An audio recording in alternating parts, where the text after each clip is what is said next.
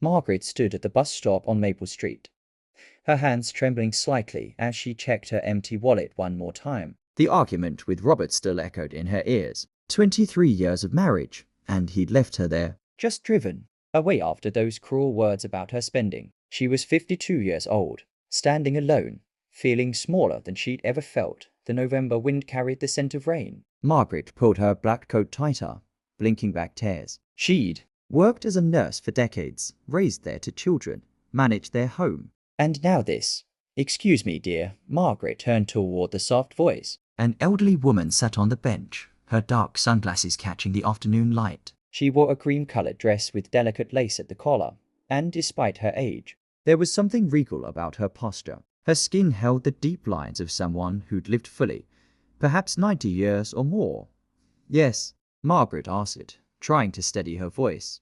I couldn't help but notice you've been standing there quite a while, the woman said gently. And forgive me, but I heard a bit of the disagreement with that man. These old ears still work better than these old eyes. She smiled, clutching the frame of her sunglasses. Margaret felt her face flush with embarrassment. I'm fine, just waiting for the next bus. The woman nodded knowingly. I'm Evelyn Crawford, and you don't sound fine, sweetheart. You sound like someone who just had her heart stepped on. Something about the woman's directness, wrapped in such kindness, broke through Margaret's defenses. She sat down on the bench, maintaining a respectful distance. Margaret, she offered quietly. Margaret Hayes. And yes, that was my husband. We had a fight about something silly, and he just left me here without any way to get home.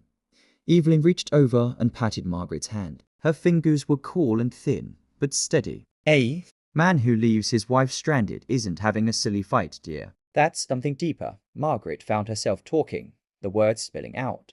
She told this stranger about the distance growing between her and Robert, about his late nights at work, about how she'd found receipts for expensive dinners at restaurants they'd never visited together, about her suspicions she'd been afraid to voice. Evelyn listened without interrupting, occasionally nodding. When Margaret finally fell silent, the older woman was quiet for a long moment. I want to tell you something, Evelyn said. When I was about your age, I was in a similar situation. My husband Thomas, he strayed. I found out quite by accident. The betrayal nearly destroyed me. What did you do? Margaret asked softly. I got smart instead of getting mad, Evelyn replied. You see, I'd helped Thomas build his business from nothing. My money, my ideas, my late nights doing the books while he got the glory. So when I discovered his affair, I didn't confront him immediately. I went to see a lawyer. I documented everything, and when I finally filed for divorce, I walked away with exactly what I'd earned. Margaret stared at the woman, seeing her with new eyes.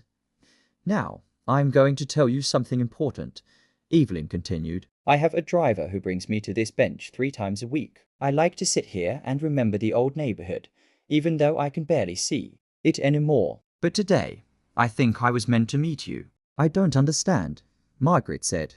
Evelyn reached into her elegant handbag and pulled out a business card. This is my attorney, Patricia Chen. She's brilliant, she's fair, and she's fierce when she needs to be. You call her. You?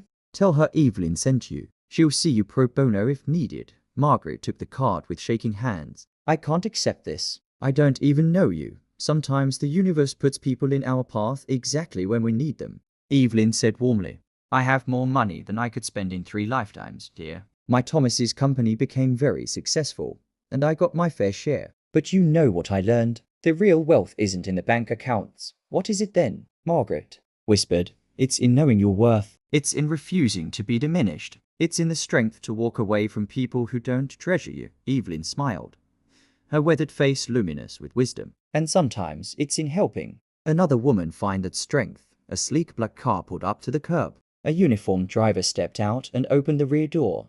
That's my driver now, Evelyn said, standing with surprising grace. But before I go, let me give you this. She pressed several bills into Margaret's hand. For your taxi home. And Margaret, when you get there, I want you to do something for me. What? Margaret asked, tears now streaming down her face. I want you to look in the mirror and practice saying these words. I deserve better. Say it until you believe it. Because you do, sweetheart. You absolutely do. The driver helped Evelyn toward the car, but she paused and turned back, Oh, and Margaret, act like you're my granddaughter. My driver is coming. Your husband will regret leaving you by the richest woman in town.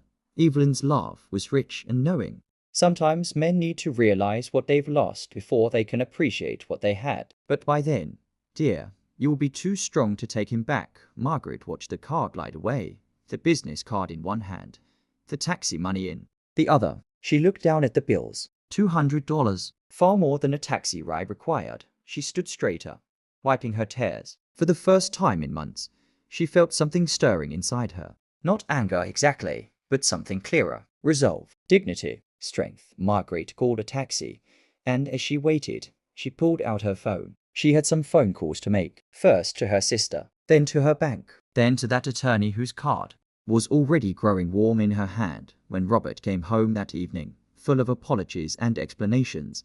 Margaret looked at him differently. She saw him clearly now, perhaps for the first time in years. She was calm. She was centered. She was already planning her next steps. We need to talk, she said simply. But not tonight. Tonight, I'm going to bed early. Tomorrow, you'll be hearing from my attorney. Robert's face went pale. Your attorney? Margaret, don't be dramatic. It was just a fight. No, Robert, she said softly but firmly. It was just the last fight. There's a difference. 3 months later, Margaret met Evelyn again, this time at a small soirée Evelyn had suggested. Margaret wore a new dress, navy blue, professional. She'd moved into her own apartment. The divorce was proceeding smoothly, thanks to Patricia Chen's expertise. You look beautiful, Evelyn said, reaching across the table to squeeze Margaret's hand. But more importantly, you look free. I am, Margaret said, and meant it. Evelyn, I can never thank you enough. That day at the bus stop changed my life. Nonsense, Evelyn said warmly. You changed your own life. I just gave you a little push. That's what women should do for each other, don't you think? We should be each other's soft place to land, but also each other's courage when we need to leap. Margaret smiled, feeling tears prick her eyes again. But these were different tears. Grateful tears. Happy tears. I want to pay it forward, she said. However I can, then do it. Evelyn replied simply. The world needs more women willing to sit on benches and share wisdom. More women willing to hand out business cards and taxi money. More women willing to say, you deserve better. Until other women believe it. They talked for hours that afternoon. 2 women from different generations but joined by understanding. When they finally parted, Margaret realized she gained more than justice or financial security from that day at the bus stop. She gained herself back, and sometimes that's the richest treasure of all.